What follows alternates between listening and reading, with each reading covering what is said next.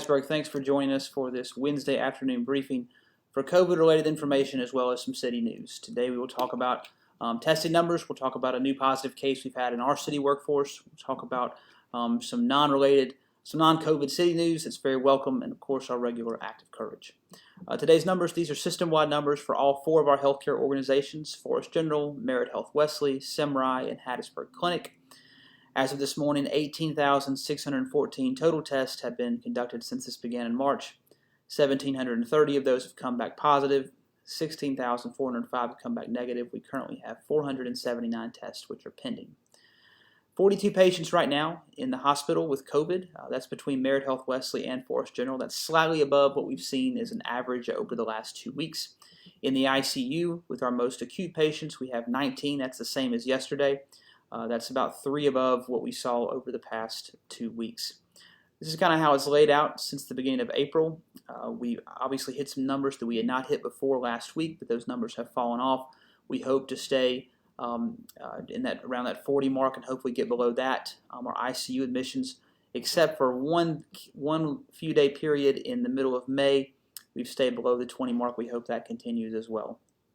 In terms of new positive cases, Forrest County had 8, Lamar County had 8 today. Forrest County's total moves to 697, Lamar County's moves to an even 300.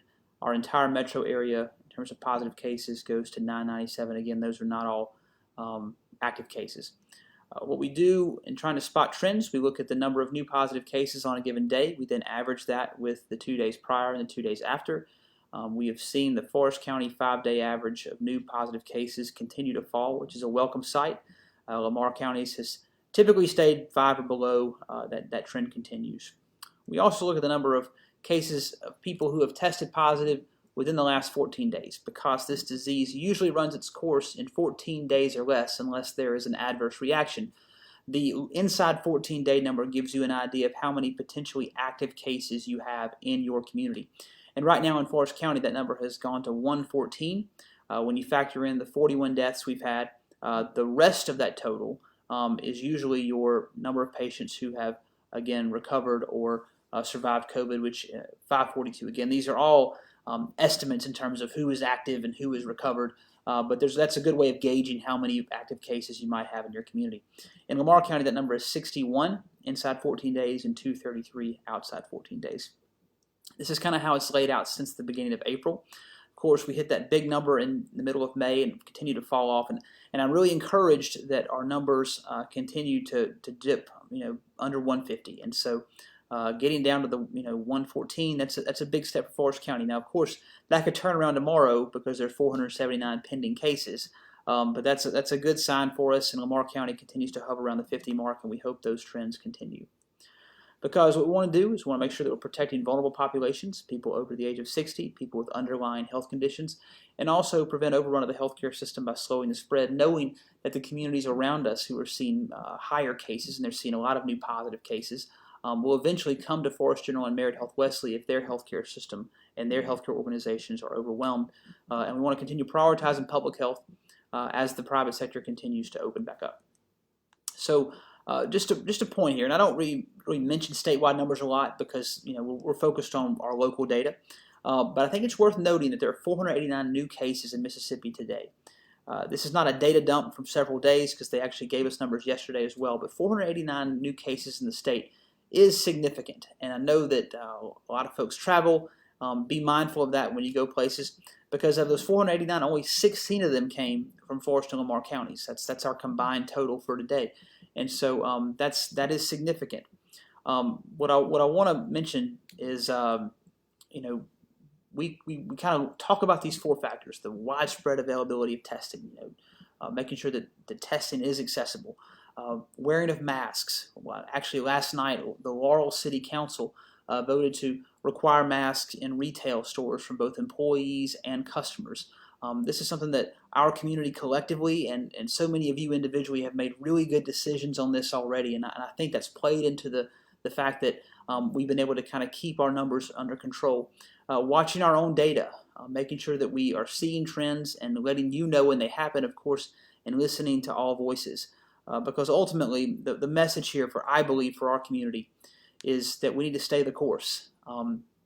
Good individual and collective decisions will continue to keep our numbers low and will help us as we try to go after those goals of protecting the vulnerable, preventing the overrun of the healthcare system, prioritizing public health, and while we allow things to reopen. And so continue wearing those masks, please, because that's going to help us as we try to make sure that it's not spreading. All right, we want to make sure that we always are transparent when we have new cases inside our city workforce. Today we learned that an employee with the Hattiesburg Fire Department has tested positive for COVID. This employee has not been at work since Saturday. However, this employee did participate as a volunteer during the mask distribution this past Saturday at Fire Station 8. Fire Station 8 is located at 104 Lamar Boulevard. We do know that the person was wearing personal protective equipment, and we've talked to healthcare professionals, and they said because this person was wearing PPE, the chances of transmission and of a virus is very limited. However, we want you to know if you went to pick up a mask at Fire Station number 8, again, that's the one on Lamar Boulevard off of 98, please monitor yourself for symptoms, and please go access testing if you think you need to. Because we want to make sure that if you are showing symptoms or if you think you might have been exposed, please get tested so that the sooner we find out if people are positive, the sooner we can get them isolated and keep them from spreading it to someone else unknowingly. We do know that there are 2 other employees that had exposure to this, and there's also several others more who had indirect exposure, and so we've identified those. We're going to get them into the right protocol, whether they are going to be where they're going to stay at home for a few days or wear protective equipment, and all of them will be tested. But we want to make sure that you know this, and if you picked up a mask at Station 8 on Lamar Boulevard on Saturday, please monitor your symptoms. We want to make sure that we are very honest and forthcoming with that information.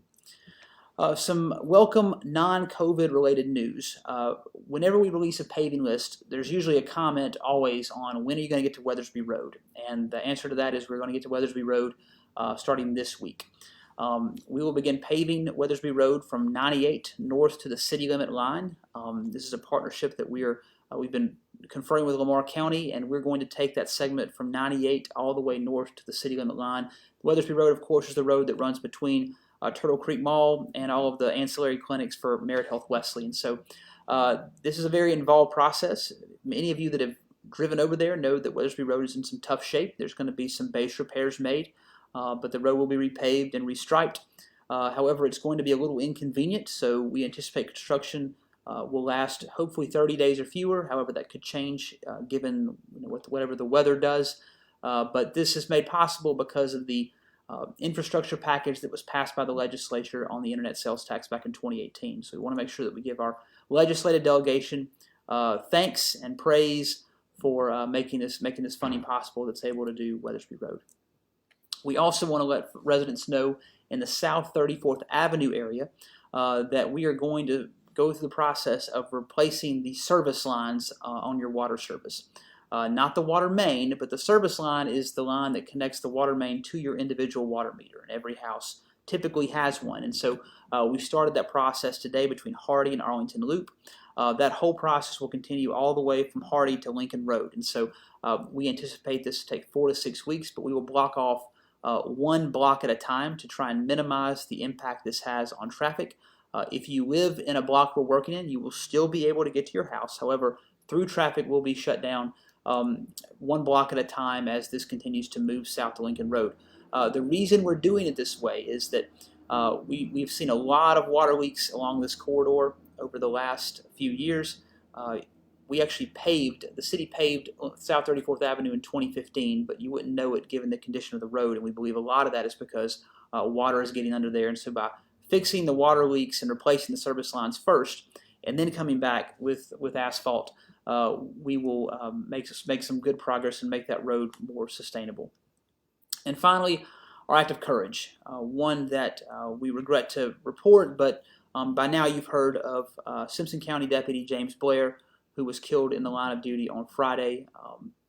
Deputy Blair was someone, from all indications, was someone who was beloved in his community. He worked at the Regional Mental Health Center for the Sheriff's Department. He worked as a school resource officer for the school district.